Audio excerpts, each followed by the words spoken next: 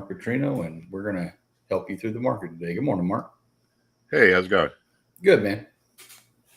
Um, all righty. So just want to see what, obviously today is 9/11. 8:46 is when the first plane crashed into the tower. Man, I got a good memory, boss.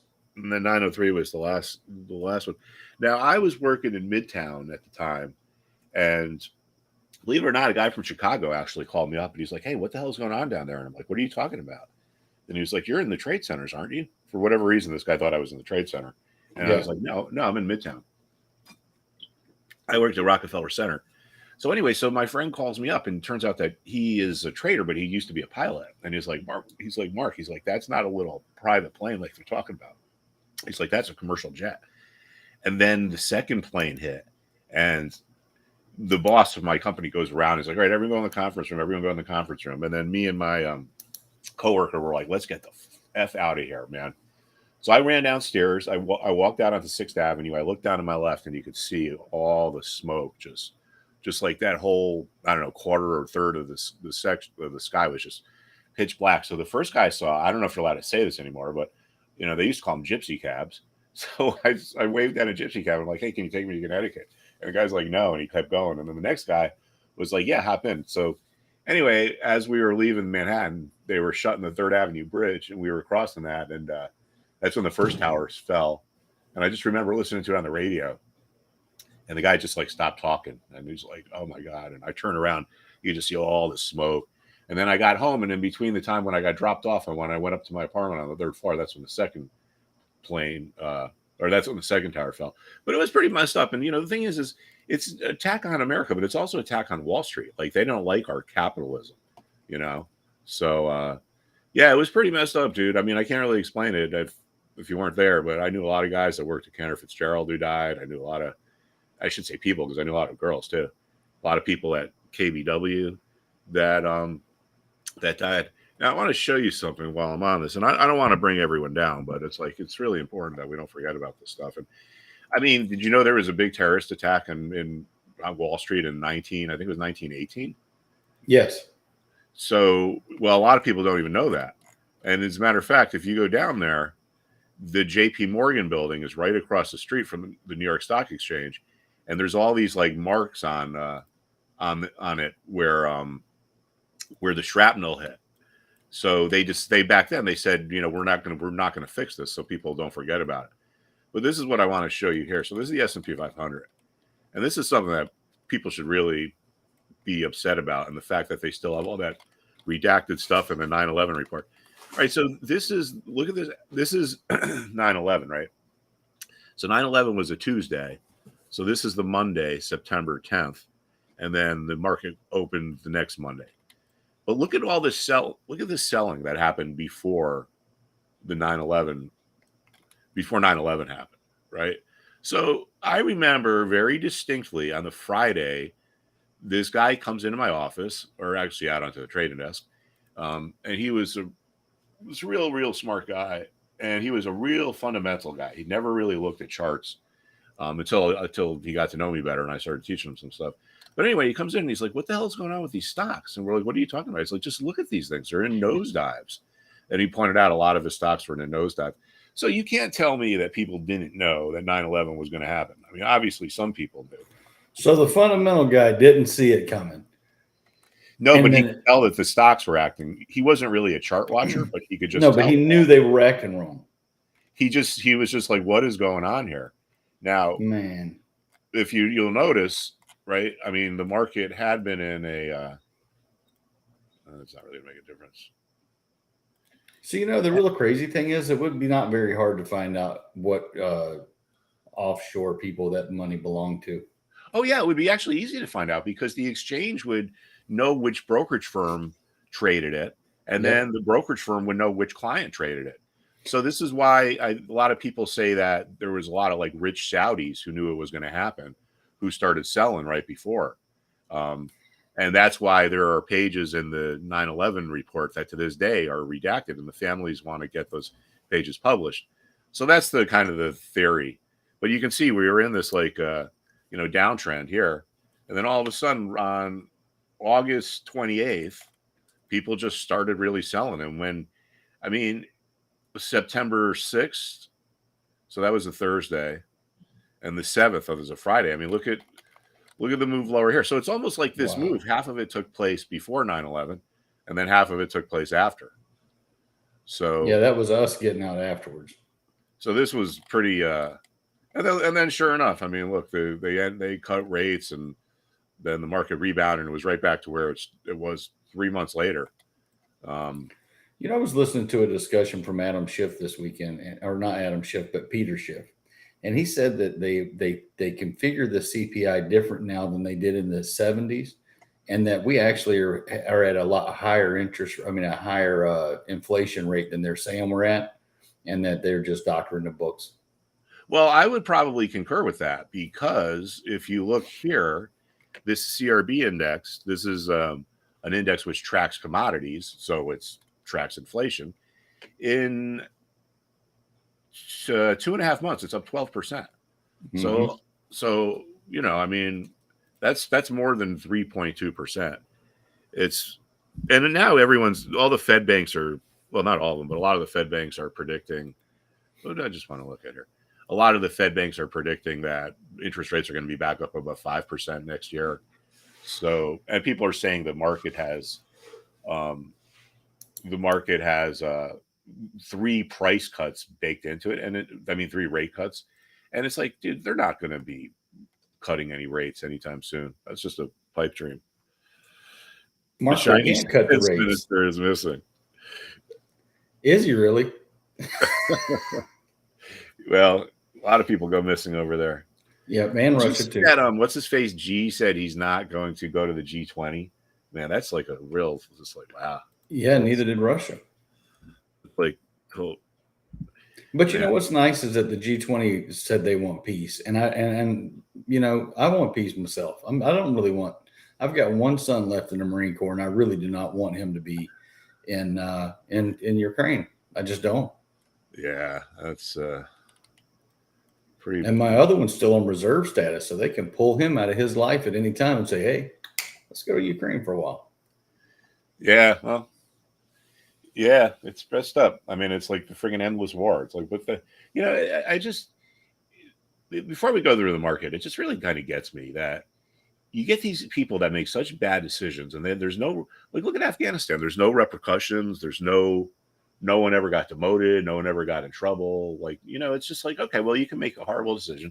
They told us that the Ukraine war was going to be over in like a week, and here we are over a year later, but they still got their jobs. It's anyway. All right, so going back to the market here, Real quick, congratulations, Kyle.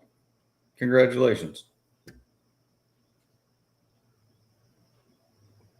All right, so anyway, so this market has really acted pretty much just as we thought it would, right? Meaning that we got to this level and we reversed, and now we got down to here, and we're seeing a little bit of a bounce that we talked about.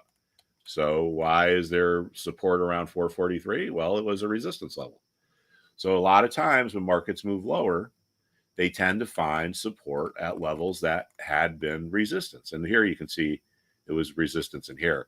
So what's going on here? Well, you got people who sold in here who are like, oh man, I made a mistake when the price goes higher. And they tell themselves if it gets back to where they sold at, they're going to buy their shares back. So, and also too, notice how we had the fast move up here.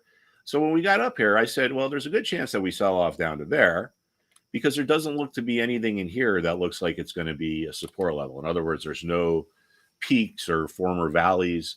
Support forms at former peaks and former valleys. So because there was no peak or valley in here, well, there just wasn't a lot of support. So the sellers had to really kind of knock this thing down to get buyers to come off of the sideline. So you could be a big seller, you come into the market up here. Well, maybe you can only sell a little bit of your shares. You might have to offer them at a discount to get people to come in off the sidelines. It's just like like an auction market, right? I mean, just think about the auction. People outbid each other, people undercut each other, negotiation. Well, this is what we're looking at. It's the same thing, but now we're looking at it on a chart. All right, so now we are going to go over to our technology sector. And now this kind of surprises me here that we're seeing a little bit of a reversal, but we're not really coming off an important price level. But I mean, it's not always, this is art, not a science, right? It's like it doesn't always work out perfectly. We just want to try to stack the odds in our favor. But with this interest rate environment and an inflationary environment, I just it's hard for me to think that things are just going to keep going up here. 425. If this gets up to around 435, is our 10-year rate here. That's going to be really bearish for stocks. But what do? We let the market tell us what to do, right? Because you got to be careful about saying, I think the market's going to go up or I think the market's going to go down. I know everyone likes to talk about it, but the problem is, as a trader, if you start getting opinions, you're going to be subject to different biases, like different psychological biases. So if you tell everyone you think the market's going to go up and then you start seeing things that would indicate the market's going to go lower, you might subconsciously kind of ignore those things. And that's what we call confirmation bias. Confirmation bias happens in a lot of different places. It's not just in the stock market. It's like in relationships. People know they shouldn't be with someone else and they like ignore the signs. I mean, sure, everyone knows people like couples like that.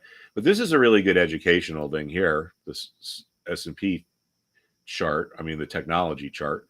But you see how clear these levels are here? Resistance over here, resistance, support, resistance, support, resistance, support, resistance. I mean, you don't need to be a former hedge fund trader to see how precise some of these price levels are here. So resistance becomes support, resistance, support. And as a matter of fact, I noticed the very similar chart-looking thingy, my daughter would say, in Berkshire Hathaway. Look at the levels on this, how precise these guys are. So you get support over here, then it becomes resistance, then it becomes support again. So let's see. So this line is 300, and this high is 306. So it's about 2% away. But look how precise down here is 300. People like nice round levels. People sold here, and the price goes higher. A lot of them say, "Man, that sucks. I'm going to buy my shares back if I can get them at the same price I sold them at." So you get the seller's remorse keeps the support intact. Here you have resistance staying intact. So people buy here, and then they tell themselves they made a mistake when the price goes lower. And when it gets back up to their price, they say, you know what? I can get out of this at break even. I'm going to. So you have these remorseful buyers placing sell orders at the level, at the level that was resistance. This is why when markets get to levels that were former peaks, they tend to run into resistance. And we can see that right here, right? Resistance and resistance. So it was originally back in March of 22. So we're talking about over a year ago. So resistance becomes support, resistance here, support over here. I mean, knowing where these price levels are, it's like your map. If you don't know where the price levels are on whatever you're trading, you're going to have a hard time. Boy, that was a good buy October last year. Yeah, would have been, I'm sure. I mean, it was a good buy. Yeah, people were pretty bearish. Yeah, 275. All right, so now you know what? I want to take a look at oil because gas is now over $4 here in Connecticut. Oh, anyone watch that Giants game last night? Man, what a freaking disaster! They lost 40-0. No, I watched an amazing Dolphins game, and then after that, I was kind of done with football. I was so pumped after that one. They actually finished that game on defense, which is the first in a long time, and they shut those boys down. I was proud of my Fins. Well, I know a lot of Giants fans because I'm in the New York suburb area, and it's like, God, that's like 40-0. I mean, they were down 20-6 to nothing at halftime. All right, so anyway, so here's oil, and this is kind of interesting. We've had this big move up, and we haven't really had any kind of a reversal or profit taking. So this is probably bullish action. The market just kind of needs to catch up with itself. There's probably people that were aggressive buyers that were like, this is getting a little out of hand. I got to pull out let me go to the sidelines to see if the price comes lower. Maybe it's me that's jacking the price up. And then when they step out of the market, you just get this kind of quiet action. And then if like, all right, well, I stepped out of the market for a week, the price hasn't come down, so I'm going to go back in and start buying again. So this could be the beginnings of this could be like what we call a flag pattern, which is really just like a break in the trend. So people who are driving this thing are just like, all right, well, this is getting a little out of hand here. You know what else nobody's talking about? We still have a strategic petroleum reserve that he's depleted to almost, I think they said it's like at a 20%. We have like 20 days worth of oil left in this country if we needed it. And it's almost like he's purposely trying to mess things up. That's what I mean. You can't make this go down with something like that looming, and then you have these people cutting production, and then you have driving seasons. You just can't cut the price of oil. It's just not possible. I mean, I guess the chart could go down, of course, but the logic behind it says that it complete keeps going. Now that whole strategic petroleum reserve was just theatrics, because I forgot what they released, but it's like 1% of what we use a day. So it's just symbolic. It doesn't really do anything. Now we got this big ass hurricane coming up here, right? Hurricane Lee, which I don't know if it's going to come up here. It might come down to where you are. No, I think it's going to turn.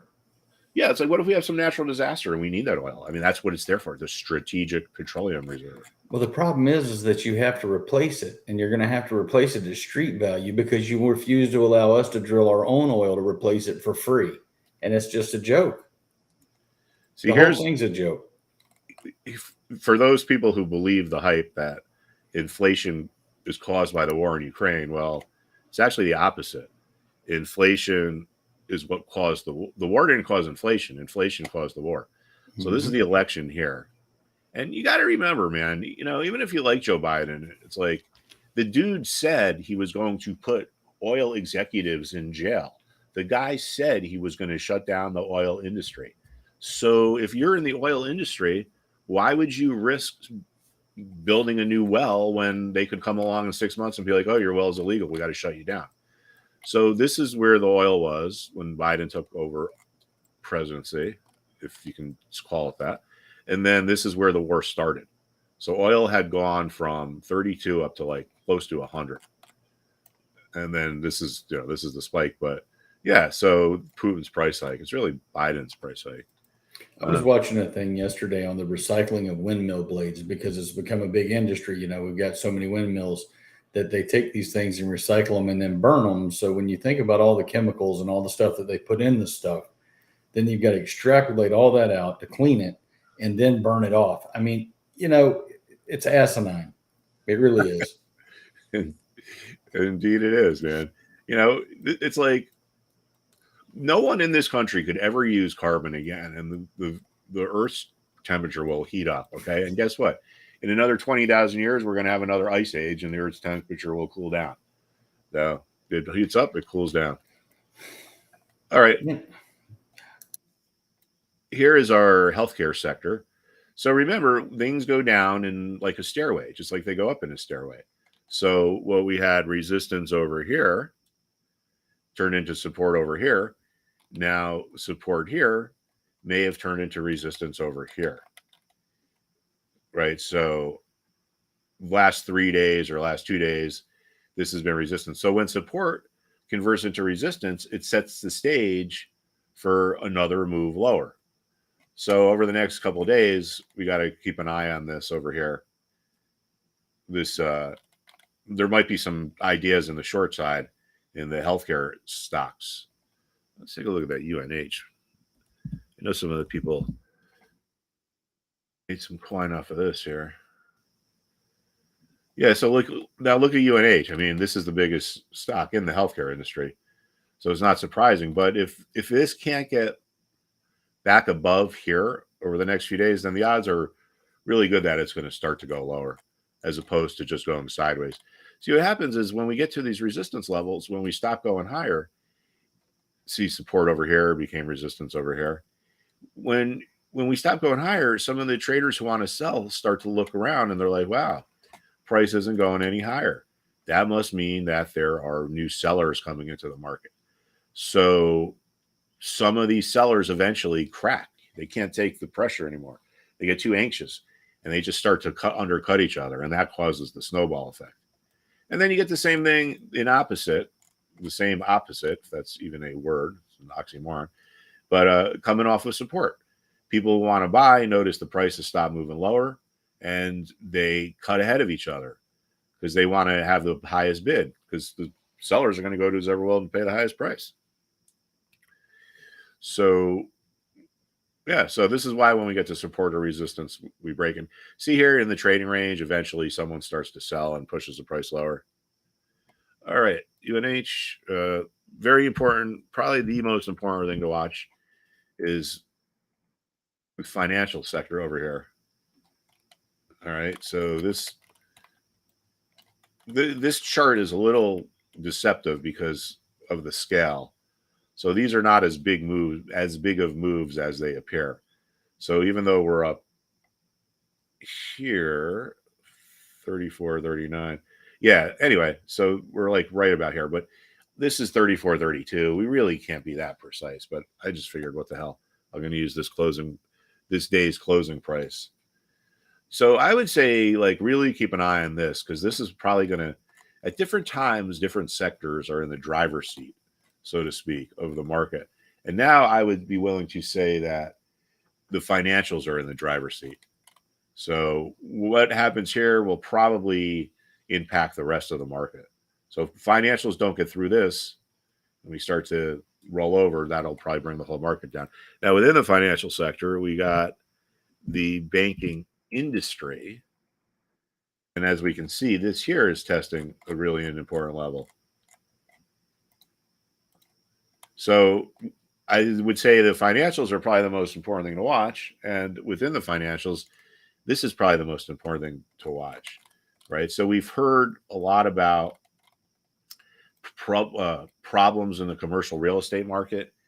And then this back here is when we had the Silicon Valley Bank and First Republic came apart, right? So if these guys were invested in bonds, and that was really unbelievable that they didn't have themselves hedged.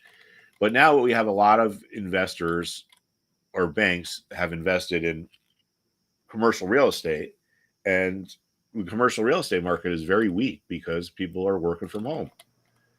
So if we start to get signs of more, and I've seen some pretty smart bank people say that there are the losses, they're just unrealized. Once people have to start realizing these losses, we could get a whole nother move lower here. So this is just something to keep an eye on. And if it does start to really go lower, you can think about buying this FAZ, F-A-Z. This is an ETF which is designed to move 3 times in the opposite direction of financials. So if financials go down 1%, this is going to be up 3%. So, but be careful because if it goes against you, you can lose your money 3 times as fast. All right, so that's the financials. I guess we could go take a look at consumer discretionary. Did you see this question from Di? No. She's asking you about Apple, the event, and then will it affect the price of Apple? Apple has an event tomorrow. Yeah, they do. I mean, sometimes it causes some short-term. Those events cause like some short-term volatility. Let's see what it is. What they got like the new phone. Yeah, they're yearly where they come out and tell you what they're going to do for the year.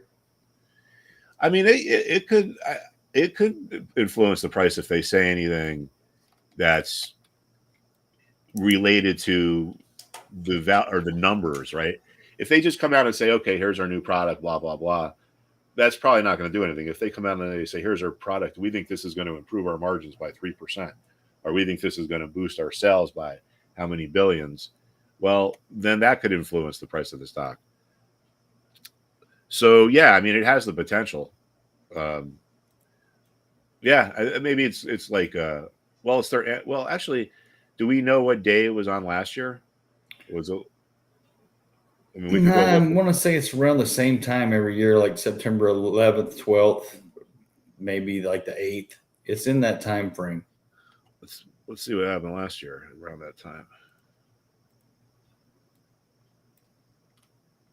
Oh, that's right.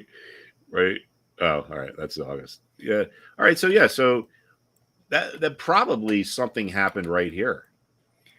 I would not be surprised if this was when it was, because you see, this is like a short term thing, right?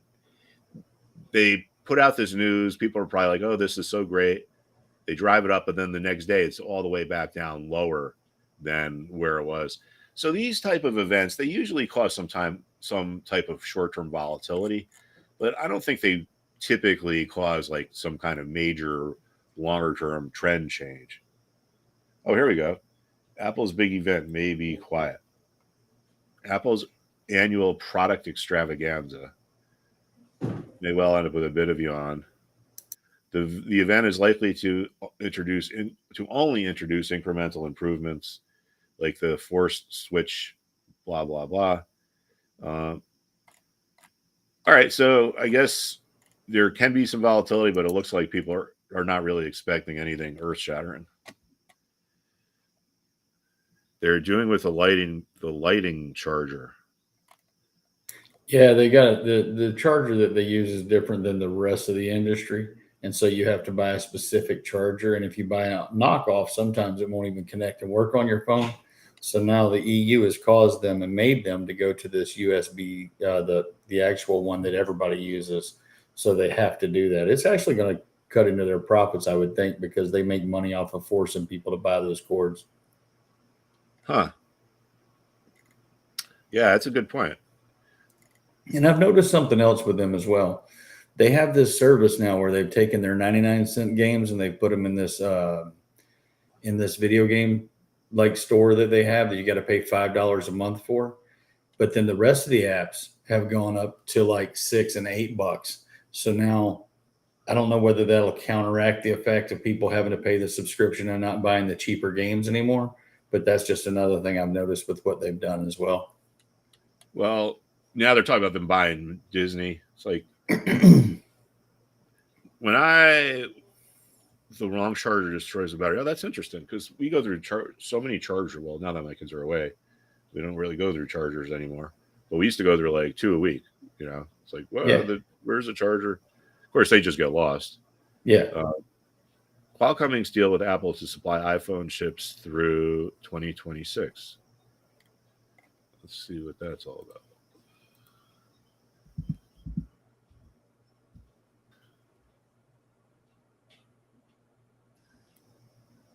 Qualcomm is trading up about $5. I guess it's got to be on that news. So let's see. Trading up to like 111. All right, and then Apple looked like it was doing pretty well as well. Apple. Let's go back and take a quick look at that. Apple is up 1.3% in the pre-market. What's into that gap? Yeah, that's what I was going to say. Now it could go right. So we Either gap way. down, and then we had a fast move. Then we get the fast move up. Then we get the fast move down. Now it's possible we get another fast move up, because one of the reasons why we get resistance is you got people who are trying to sell on the way back up, assuming the price went lower after they bought. So they want to get out and break even. Now, when you gap through these price levels like you did here, no one could have bought it. So there's no one there who bought it who's trying to sell on the way up. So when the buyers start to say, hey, this thing is getting a little overdone here, and they come into the market, they can't find any sellers. And that forces them to pay higher prices. They have to post a premium bid, I guess you could say, to get the sellers to come off of the sidelines. So this thing could move pretty quickly right back up to here. There's probably going to be some resistance around 183. And if it breaks that, I mean, maybe it moves right back up to there. So we see this a lot. When it's an important price level, the stock gets there and it hangs or it reverses or it breaks through. Sometimes when it's not an important price level, the markets move through them like they're not even there, like we can see over here. All right, so we got some inflation data this week, right? We got CPI is coming out. My guess is things are higher than estimated just because of that. We looked at that commodities chart before, or the CRB index chart's up 12% in 3 months. All right, so let's see futures gain. So we got retail sales and inflation. So let's see what inflation looks like. I just want to see if we get a little bit of a calendar here. The August CPI is on Wednesday. August retail sales is on Thursday. I don't think retail sales really is a big deal, but I think people are going to be watching that CPI number pretty close. Oh, Smucker's buying Twinkies. How about that? Musk biographer changes account of disabling U.S. drone account. The CPI is on Wednesday. Let's see. Just how much is the AI discourse helping stocks? And analysts scoured earnings calls for clues. Oh, that sounds kind of interesting. Just how much is the AI disclosure helping stocks? The S&P companies that cited AI outperformed the S&P companies that didn't. Okay. Well, AI is very in vogue right now, and I would imagine we're not even going to really hear about it in another 3 or 4 months, and then in another 3 or 4 years, we'll probably start hearing about it a lot. I mean, this was what was going on back in like 2019, right? Everything was like AI, or maybe it was before that. Maybe it was 2017. It's like, yeah, because I wasn't in the market then. I haven't heard. This is the first time I've seen an AI run like this. Yeah, it was. I think the height of the insanity was I was watching the Monday Night Football, and they're like, "Oh, here's what our AI model says is going to happen on the next play," and they show the AI guys running around. Now, what's kind of interesting is if you back in the '60s, AI was really popular, and the government put a lot of money into it, into the Defense Department. And if you could read headlines from the late 60s that are just like the headlines you read now. AI is going to put people out of work. AI is going to do this. AI is going to do that. So the point is, this is nothing new. It's been around for a while. I mean, maybe I guess it's getting more advanced, but the concept certainly isn't new. So it was the 7th last year. All right, let's take a look. What the 7th was. Thanks, Di. So this would be right. Yeah. So this is right kind of where we kind of right what we kind of assume. So that's the 8th. So the 7th nothing really happened. And then the 8th nothing really happened. And then on the 9th and on the following Monday, that's when it really ripped higher. So who knows? Maybe some analysts had some comments like, "Oh, we liked what we heard when we were at the Apple Day or whatever we call it, the extravaganza." But this is a kind of a good example of how these things can cause this like short-term volatility, because 2 days later it was right back to where it started. So this was just kind of like this short-term. I guess you could say it was an overreaction. All right, so yeah, so I guess this is kind of, I don't know enough about the company to get any kind of insight as to whether this, whatever they're going to talk about, is going to be a big deal or not. Personally, I'm sick of Apple and I'm sick of Google. Google should really be a monopoly. I mean, sorry, Google is a monopoly. Google should really be a utility. Google's only 25 years old. I know, and it's like one day, if put it this way, if Google crashes or it gets hacked, the international commerce will come to a halt. I'm not saying it would never pick up again, but it's like, how many people use Gmail? I use Gmail. And how many things do you have to log in with your Google Gmail address? I mean, it's ridiculous. All right, so the leaves are starting to change. I just want to look at that. Where is that? Looks like a golf course. Hey guys, smash the like and share this with your friends. Really helps with the algorithm. And then if you comment afterwards at the bottom, that helps too. Yeah, give us some good publicity out there. Wow, yeah, look at that. I wonder where that is. That's got to be a golf course. But anyway, leaves are starting to change up here. Railroad inspectors find alarming defects in Union Pacific locomotives and rail cars. Well, that's not very nice or very good. I don't know if No. didn't mean to say nice. Union Pacific. Oh. Well, it's not really affecting the stock, whatever it is. You know what? I want to go look at the Dow Jones back in September 11th because I usually just look at the S&P. And the Nasdaq is probably going to be the most interesting.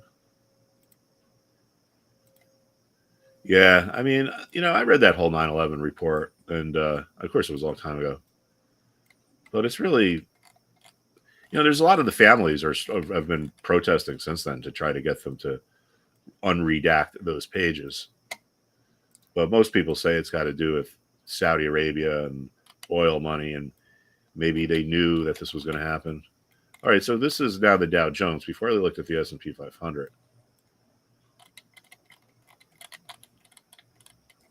All right, so this here, yeah. So the selling here,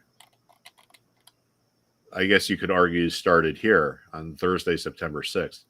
So look at these two big down days here, and then the market closed because of 9/11, and then when it reopened, this was the sell-off after. But I mean, look at how it's just kind of trending lower. Then all of a sudden, like right here, you could even argue here, it's like the selling just really, really accelerated.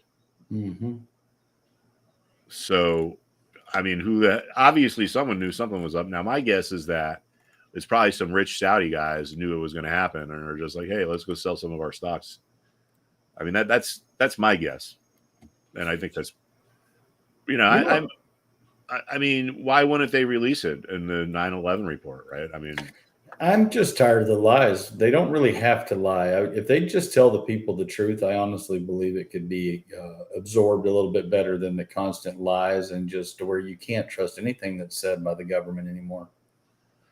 I know. It's like, what's the point of writing a report if it's all a lie? If people can't read it, I mean.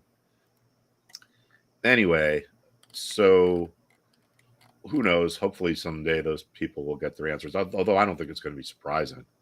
Well, I saw but then here's what they probably are doing. They probably, because we now are reliant on Saudi Arabian oil, they probably are doing it to protect the Saudi government because these people who are victims could turn around and sue Saudi Arabia. So that's probably, I think, why they're keeping it under wraps. And probably. Yeah. And it's, I mean, and a lot of people must know that. It's not like it's, it's not like one person knows about it. It's probably like. This is what causes people to go crazy, though, is if you have a situation like this that is just completely wrong, right? And it's just completely wrong. And there's people that are responsible. This is what makes people become crazy, man, and go out and start doing the bad things is because you can't get the law to do the right thing. Yeah, I mean, what if that was one of your family members that died, and it's just like, yeah, so I can't get forever. So like I can't sue Saudi Arabia because we rely on their oil. I mean, that would drive you to insanity. But here's the thing: we only rely on our oil because of a dandelion that somebody doesn't want to destroy in Anwar, which is stupid. It's all EPA. We could be pumping our own oil and be completely self-sufficient and be selling our oil and making money. But no, we're going to go buy oil from Saudi Arabia to fill up our strategic petroleum reserve, which is going to cost the taxpayer that much more money. And it's just shameful the way they use that thing as a political tool. So, yeah. So wow, look at this. So this is the China's ghost city. Mm-hmm. Get these big cities they built, and no one lives there. Wow. Crazy. But these things have been, look at that. Mysterious golden orb found in ocean. Oh, and look at that. Mysterious. Wow. It's pretty wild. Golden orb found in ocean. Pretty wild, man. I wonder what this is. I'm going to have to do a little bit of research. I just hope when we poke it, something doesn't decide to come out. All right, I'm gonna watch that. The class is over here. All right, so I think we're gonna get going there because the memorial starts at 8:46. So I guess just out of respect, if no one has any questions, we're gonna get going. But we should be back tomorrow, and I guess I'll see y'all tomorrow. Have yourselves a wonderful day, guys. Good luck in the market.